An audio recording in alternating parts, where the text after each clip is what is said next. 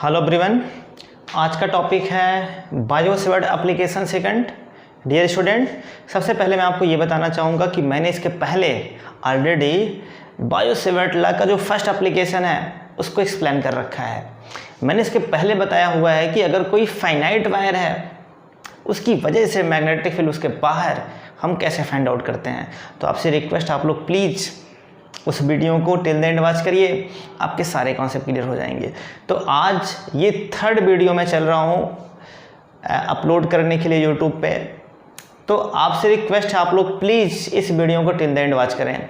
आज के टॉपिक में हम बताने वाले हैं magnetic field at the centre of current carrying circular loop. हम यहाँ पे आपको ये बताएंगे अगर कोई करंट कैरिंग लूप है उस केस में उसके सेंटर पे मैग्नेटिक फील्ड की वैल्यू क्या होगी। तो dear student, first of all we have to consider a current carrying loop. एक आप देख रहे होंगे, एक करंट कैरिंग लूप आपको दिख रहा है जिसका रेडियस स्मॉल r है। This topic is very very important for board examination. All type के जो बोर्ड हैं, चाहे यूपी हो चाहे सीबीएसई हो, सबके लिए मोस्ट इम्पॉर्टेंट है, बहुत ज़्यादा इम्पॉर्टेंट है ये। आपको बताना है इसके सेंटर पे मैग्नेटिक फील्ड की वैल्यू क्या होगी। तो सबसे पहले यहाँ पे हम क्या करेंगे, सबसे पहले हम ये सपोज करेंगे कि जो स्मॉल एलिमेंट dl है, यहाँ पे मैंने सपोज किया स्मॉल एलिमेंट dl कुछ इस तरीके से, ये स्मॉल एलिमेंट dl है, this is the small element dl। इस स्मॉल एलिमेंट dl की वजह से यहाँ पे मैग्नेटिक फील्ड हम फाइंड आउट करेंगे, क्योंकि बायोसेवर्ट का यहाँ पे एप्लीकेशन यूज करना है। और बायोसेवर्ट ने क्या किया था, सबसे पहले स्मॉल एलिमेंट की वजह से मैग्नेटिक फील्ड फाइंड आउट किया था, वही काम यहाँ पे करना है। सबसे पहले सपोज करेंगे स्मॉल एलिमेंट dl। अब यहाँ पे जो करंट एलिमेंट idl है ये वेक्टर क्वांटिटी होगी और इसकी डायरेक्शन क्या होगा। तो अगर हम यहाँ पे टेंजेंट ड्रॉ करें इस तरीके से तो आप कहेंगे this is direction of idl। ये डायरेक्शन डियर स्टूडेंट होगा idl का, ये है idl का डायरेक्शन। यहाँ पे एंगल कितना बन रहा है, तो आंसर है 90। अगर हम बात करें r और dl के बीच का एंगल कितना है, तो आप कहेंगे एंगल 90 है। अब डियर स्टूडेंट, आपको बताना है इसके सेंटर पे मैग्नेटिक फील्ड इस स्मॉल एलिमेंट की वजह से क्या होगी। तो यहाँ पे यूज करेंगे बायोसेवर्ट लॉ। तो सबसे पहले हम निकालेंगे मैग्नीट्यूड फ्रॉम बायोसेवर्ट लॉ। क्या है कंसेप्ट, अगर मैंने सपोज किया कि magnetic field, magnitude of magnetic field vector dB है, तो इसकी value mu naught I divide by 4 pi dl sine theta divide by r square. ये पॉइंट ओ पे मैग्नेटिक फील्ड है। अब यहाँ पे थीटा कितना है, तो 90 है थीटा, साइन 91 हो जाएगा। थीटा यहाँ पे 90 है, थीटा 90 है, इसलिए साइन 90 की वैल्यू 1 हो जाएगा, साइन 90 इक्वल टू 1। अब यहाँ पे मिलेगा आपको dear student magnitude of dB की value mu naught I dl divide by 4 pi r square. This is the equation number first. ये आपने स्मॉल एलिमेंट dl की वजह से magnetic field at point O पे निकाला हुआ है। अब यहाँ पे हम डायरेक्शन की बात करते हैं। यहाँ पे आप देख रहे हैं डियर स्टूडेंट कि डायरेक्शन किधर है, डायरेक्शन यहाँ पे इस तरीके से है, ये डायरेक्शन है, ये डायरेक्शन यहाँ पे है। अगर आप यहाँ पे अप्लाई करें Fleming right hand rule, screw rule, तो यहाँ पे आप देख रहे हैं कि जो मैग्नेटिक फील्ड होगा, अगर हम ये सपोज करें this is direction of current, तो ये हो जाएगा मैग्नेटिक फील्ड। यहाँ पे आप देख रहे हैं मैग्नेटिक फील्ड बाहर की तरफ है, इसका मतलब यहाँ पे जो भी मैग्नेटिक फील्ड होगा दिस इज क्रॉस। आप यहाँ पे पाम रूल भी लगा सकते हैं। अगर आप पाम रूल यहाँ पे लगाएंगे तो आप देख रहे हैं करंट की डायरेक्शन ये है, इसका मतलब मैग्नेटिक फील्ड यहाँ पे अंदर की तरफ होगा। आप पाम रूल भी यहाँ पे अप्लाई कर सकते हैं। तो अंदर की तरफ मैग्नेटिक फील्ड हो गया, इस प्लेन के अंदर की तरफ। आपने सबसे पहले स्मॉल एलिमेंट dl की वजह से यहाँ पे मैग्नेटिक फील्ड निकाला, अब अगर हम आपसे पूछें कि इस पूरे वायर की वजह से मैग्नेटिक फील्ड यहाँ पे क्या होगा, तो आपके बहुत सारे स्मॉल पार्ट आपको सपोज करने पड़ेंगे। आपको बहुत सारे स्मॉल पार्ट यहाँ पे कंसीडर करने पड़ेंगे और उसकी वजह से आपको मैग्नेटिक फील्ड यहाँ पे फाइंड आउट करना पड़ेगा। ऐसे आपको बहुत सारे सपोज करने पड़ेंगे स्मॉल एलिमेंट, और इसकी वजह से आपको मैग्नेटिक फील्ड यहाँ पे फाइंड आउट करना पड़ेगा। ठीक। अब डियर स्टूडेंट, अगर आपसे पूछें इस पूरे लूप की वजह से मैग्नेटिक फील्ड यहाँ पे क्या होगा, तो उसके लिए हम इंटीग्रेटिंग मेथड यूज करते हैं।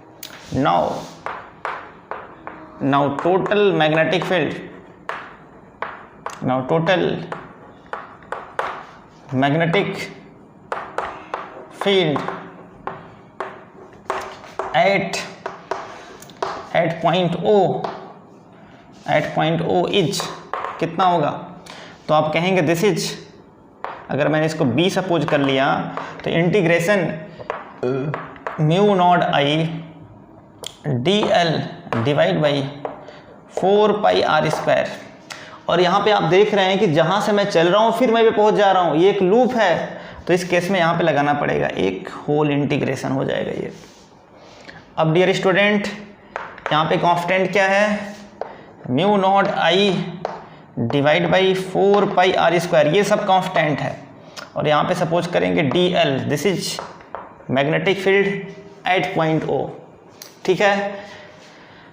अब यहाँ पे आपको क्या करना पड़ेगा, तो अब dl की वैल्यू कितनी होगी, बहुत सिंपल है। अगर आपसे पूछें कि यहाँ पे dl की वैल्यू क्या होगी, mu naught I divide by 4 pi r square, इस dl की वैल्यू क्या होगी, तो आपका आंसर होगा this is 2 pi r, because circumference of ये लूप है, इसको हम लिखेंगे 2 पाई r।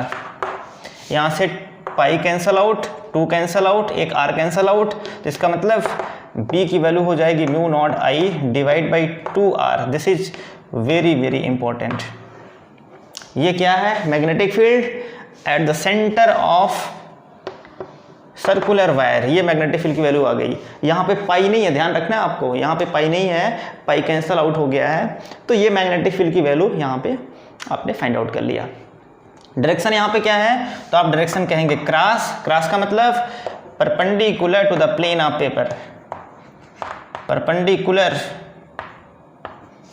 To the plane of paper, to the plane of paper, plane of paper. ठीक है। इनवर्ड हो जाएगा ये, इनवर्ड, अंदर की तरफ ये होगा। तो आई थिंक आपके कंसेप्ट क्लियर हो गए होंगे।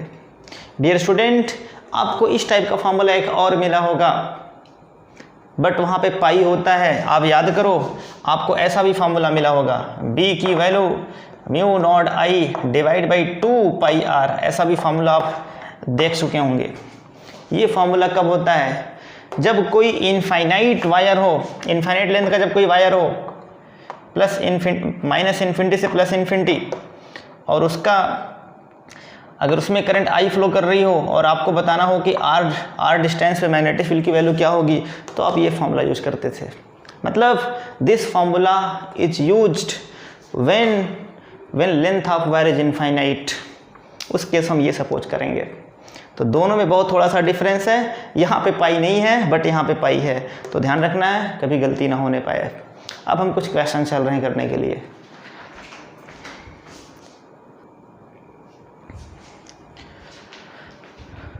क्वेश्चन करते हैं। क्वेश्चन ये बहुत ज़्यादा इंपॉर्टेंट है, आपके कंसेप्ट क्लियर हो जाएंगे। सबसे पहला क्वेश्चन है, find the magnetic field at point O। आपको बताना है कि एट पॉइंट O पे मैग्नेटिक फील्ड की वैल्यू क्या होगी। दो यहाँ पे क्वेश्चन है। सबसे पहले डियर स्टूडेंट, अगर आपको ऐसे क्वेश्चन दिखें तो आपके दिमाग में एक चीज़ ज़रूर आना चाहिए कि मैग्नेटिक फील्ड लूप की वजह से क्या होता है और मैग्नेटिक फील्ड किसी फाइनाइट वायर की वजह से क्या होता है। मैं आपको बताना चाहूँगा दोनों फार्मूलाज क्या है। B की value mu naught I divide by 2 pi r, ये तब यूज़ करते हैं जब कोई वायर इनफाइनाइट लेंथ का होता है तब।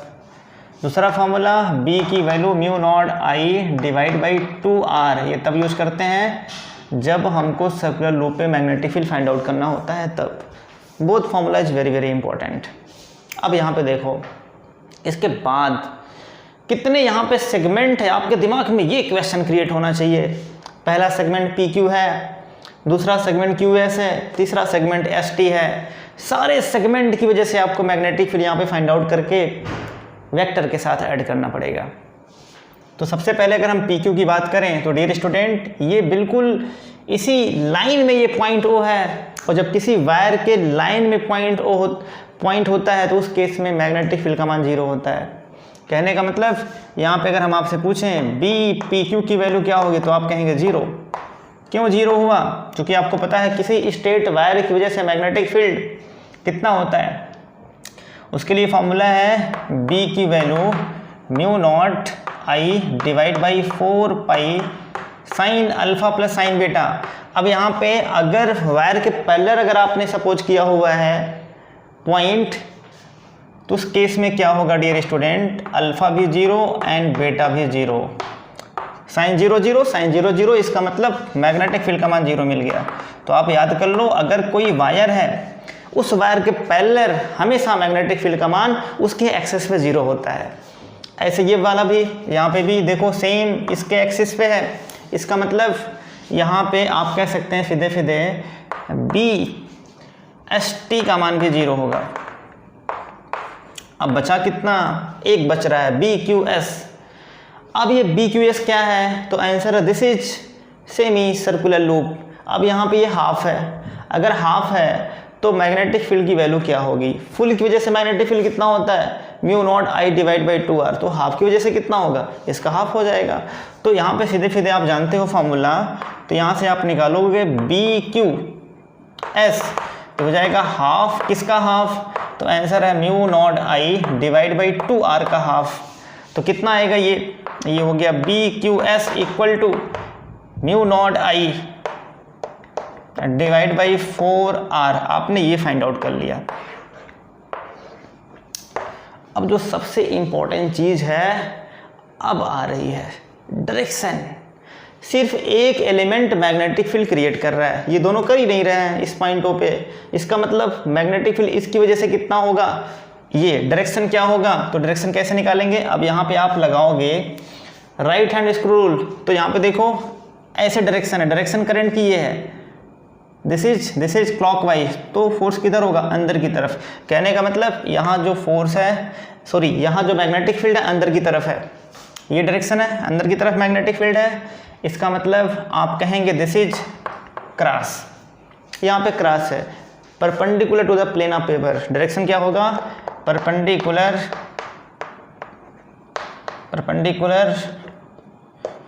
To the plane of paper. ये हो गया आंसर। आई थिंक आप समझ गए होंगे। ये वाला क्वेश्चन करते हैं, बहुत इंपॉर्टेंट है। यहाँ पे एक ये लूप है, इस तरीके से आपको दिख रहा है, जिसका रेडियस r है, और एक स्ट्रेट वायर है, बिल्कुल ये इनफाइनाइट स्ट्रेट वायर है। आप कह सकते हैं कि -∞ से +∞, अता पता नहीं इसका कुछ।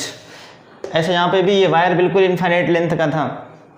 अब आपको बताना है कि सेंटर पे मैग्नेटिक फील्ड की वैल्यू क्या होगी। तो सबसे पहले आपको देखना कितने सेगमेंट हैं, तो आंसर है 2, फर्स्ट एंड सेकंड। पहला यहाँ पे लूप है, दूसरा स्ट्रेट वायर है। तो अब आप क्या करेंगे, आपको दोनों की वजह से मैग्नेटिक फील्ड फाइंड आउट करना पड़ेगा। सबसे पहले आप किससे निकालना चाहेंगे, सपोज करते हैं हम सबसे पहले स्ट्रेट वायर की वजह से मैग्नेटिक फील्ड पॉइंट ओ पे फाइंड आउट करना चाहेंगे। ध्यान रहे ये वायर इस लूप को टच नहीं कर रहा है, बहुत ही पास में है। कहने का मतलब आप ये मान सकते हो कि यहाँ से लेकर के यहाँ तक का डिस्टेंस बिल्कुल स्मॉल r है, ये आप ऐसा एज्यूम कर सकते हो। आप एज्यूम कर सकते हो कि यहाँ से लेकर के यहाँ तक का डिस्टेंस स्मॉल r है, बिल्कुल एकदम टच नहीं कर रहा है, एकदम पास में है। तब मैग्नेटिक फील्ड आप कैसे निकालेंगे। मैंने सपोज किया कि ये वायर है AB, ओहो हो, या मैंने इसको मान लिया कि ये फर्स्ट पार्ट है और ये सेकंड पार्ट है। फर्स्ट पार्ट वायर है, सेकंड पार्ट इसका लूप है। अब बताओ B1 की वैल्यू क्या होगी, magnetic field due to straight wire, इसका लेंथ बिल्कुल इनफाइनाइट है, और इसके सेंटर पे मैग्नेटिक फील्ड निकालना है जो इससे r सेपरेशन पे है।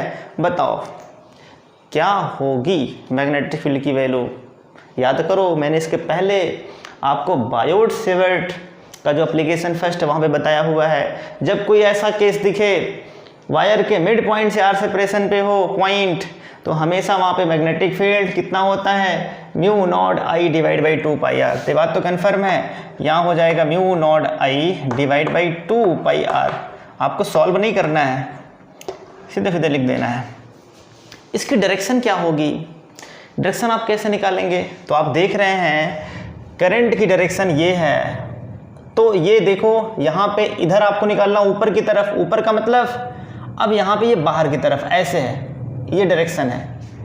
कहने का मतलब यहाँ पे जो मैग्नेटिक फील्ड इस वायर की वजह से क्रिएट होगा, इसकी वजह से ये होगा डॉट, ये है डॉट। डॉट का मतलब भैया क्या? इस प्लेन के बाहर की तरफ। आप पाम रूल भी अप्लाई कर सकते हैं। पाम रूल अप्लाई करेंगे तो देखो ये हथेली का जो ये वाला है धक्का इधर लगेगा, इसका मतलब बाहर की तरफ है। पाम रूल से भी हो जाएगा ये, बट मैं यही अप्लाई करता हूँ हमेशा। मैं स्क्रू वाला अप्लाई करता हूँ हर जगह। ये डायरेक्शन ऑफ मैग्नेटिक फील्ड तो ये करंट, और ये करंट अगर ये डायरेक्शन ऑफ मैग्नेटिक फील्ड तो ये करंट, हमेशा दोनों एक दूसरे के अपोजिट होते हैं। अब ये बचा लूप। तो लूप में क्या होगा मेरे भाई? जल्दी बताओ लूप का आंसर क्या होगा? तो आप कहेंगे डियर स्टूडेंट, यहाँ पे जो लूप है ये, इस लूप की वजह से मैग्नेटिक फील्ड भी बाहर की तरफ होगा। कितना होगा? आपने सपोज किया हुआ है B2, तो B2 का मान कितना हुआ? तो आप कहेंगे mu naught I divide by 2R। यहाँ पे पाई नहीं होता है, ये आपने निकाला। और इसकी डायरेक्शन भी क्या होगी? इसकी डायरेक्शन भी होगी बाहर की तरफ। बाहर की तरफ आ रहा है ये, मतलब ये भी डॉट है। अब यहाँ पे दो वेक्टर्स हैं, दोनों सेम डायरेक्शन में हैं, तो नेट हम क्या करेंगे? ऐड कर देंगे। तो BO का मान कितना आएगा? तो आंसर होगा B1 प्लस B2। और यहाँ पे mu naught I divide by 2 pi R plus mu naught I divide by 2R। यहाँ से कॉमन क्या करेंगे? Mu naught divide by 2 into I by R common कर लिया, और यहाँ मिलेगा 1 by pi plus 1 by pi plus 1, या 1 प्लस 1 बाई पाई। ये हो गया BO की वैल्यू। और डायरेक्शन क्या होगा? डॉट। डॉट का मतलब प्लेन ऑफ पेपर के आउटवर्ड डायरेक्शन में, इस प्लेन से आउटवर्ड डायरेक्शन में। तो बड़ी आसानी से आपने फाइंड आउट कर लिया मैग्नेटिक फील्ड। आई होप आपके समझ में आ गया होगा।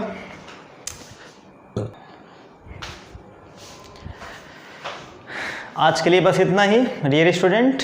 इसके बाद हम आपको ये बताने वाले हैं, अगर कोई सर्कुलर लूप है तो उसकी वजह से उसके एक्सिस पे मैग्नेटिक फील्ड की वैल्यू क्या होगी। This topic is very very important for you. तो जो मेरा नेक्स्ट लेक्चर होगा वो बहुत ही इंपॉर्टेंट है आपके लिए। आज के लिए बस इतना ही। आप लोग खुश रहें। Thank you.